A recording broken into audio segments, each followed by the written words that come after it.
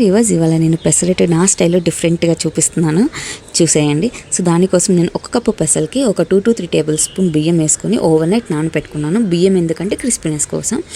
So and ఇది Kadapa style ఎర్రకారం అండి, already షార్ట్లో అప్లోడ్ చేశాను, చూసేయండి. So and 1 cup chopped onions కూడా పెట్టేసుకున్నాను. సో ఇప్పుడు మనం ఒక మిక్సీ బౌల్ తీసుకొని ఫస్ట్ హాఫ్ క్వాంటిటీ వేసుకుంటున్నాను. కొంచెం మెత్తటి పేస్ట్ లాగా కావాలి కదా, మొత్తం ఒకేసారి వేస్తే మెదగదు.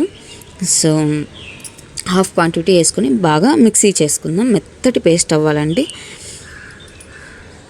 సో చూసారా ఎంతటి మెత్తటి పేస్ట్ లాగా అయింది. సో దీన్ని మనం ఒక బౌల్లోకి తీసుకుందాం. అండ్ దీనికి సాల్ట్ చాలా తక్కువే పడుతుందండి. సో ఎక్కువ వేసామంటే సాల్టే అవుతుంది. మిగతా దోశల్లో కంటే దీంట్లో సాల్ట్ చాలా తక్కువ పడుతుంది. సో చూసుకొని వేసుకోవాలి. నేను కొంచెం సాల్ట్ వేసుకుంటున్నాను. సో సాల్ట్ వేసేసుకొని కొంచెం బాగా మిక్స్ చేసేసుకుందాం.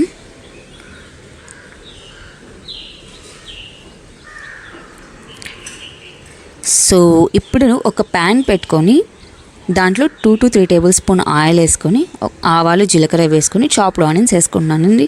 మనం కావాలంటే డైరెక్ట్ దోస ప్యాన్ వేసుకోవచ్చండి, కానీ కొన్నిసార్లు అవి కాలవు అనమాట, టేస్ట్ కూడా ఉండదు. సో ఆనియన్స్ ఎంతసేపు వేగుతాయండి, చాలా ఫాస్ట్గా వేగుతాయి కదా. సో ఆనియన్స్ కొంచెం ఫ్రై చేసుకొని చాప్డ్ పచ్చిమిర్చి వేసుకున్నాను. సో అది కూడా కొంచెం ఫ్రై అయ్యాక సాల్ట్ వేసుకున్నాను.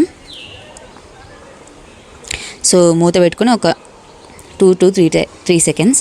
అండ్ ఈ లోపల మనం ప్యాన్ పెట్టుకొని దోశ వేసేసుకుందాం. ఇది చాలా పతలాగా వేసుకోవాలండి, ఎంత పతలాగా వేసుకుంటే అంత టేస్టీగా ఉంటుంది అన్నమాట. సో కొంచెం ఆయిల్ వేసేసుకున్నాను. సో 2 సైడ్స్ దోశ బాగా కాల్చుకుందాం. సో ఇప్పుడు నేను చెప్పాను కదా ఎర్రకారం, సో అది స్ప్రెడ్ చేసుకుంటున్నాను. అది చేసుకున్న తర్వాత మనం ఆల్రెడీ బాయిల్ చేసుకున్న ఆనియన్స్ వేసేసుకుందాం. ఆనియన్స్ ఎంత వేసుకుంటే అంత టేస్ట్ ఉంటుందండి.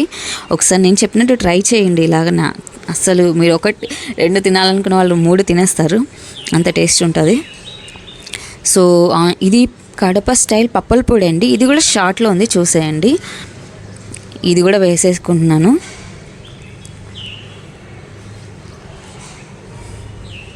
సో మళ్ళీ 2 టేబుల్ స్పూన్ ఆయిల్ వేసుకున్నాను.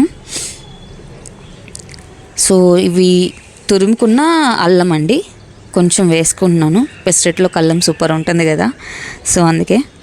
సో ఇప్పుడు ఫోల్డ్ చేసేసుకున్నాను. సో ఫోల్డ్ చేసేసుకొని ఆయిల్ స్ప్రెడ్ చేసుకుందాం. దోశకి అటు సైడు ఇటు సైడు బాగా ఎర్రగా కాల్చుకుందాం.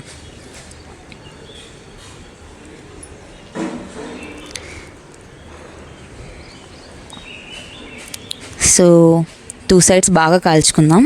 సో కాల్చుకున్న తర్వాత దీన్ని ఒక ప్లేట్లోకి తీసేసుకుందాం. చూసారా సింపుల్గా రెడీ అయిపోయింది. దీన్ని ఎర్రకారంతో కూడా తినచ్చు, లేదా అట్లానే తినేయచ్చు, చాలా టేస్టీగా ఉంటుంది. మీరు ఖచ్చితంగా ట్రై చేయాలండి. మీకు ఫోటోలో ఇలా కనిపిస్తుంది కానీ అసలు చాలా సూపర్ ఉంటుందండి. నచ్చితే లైక్, షేర్, సబ్స్క్రైబ్.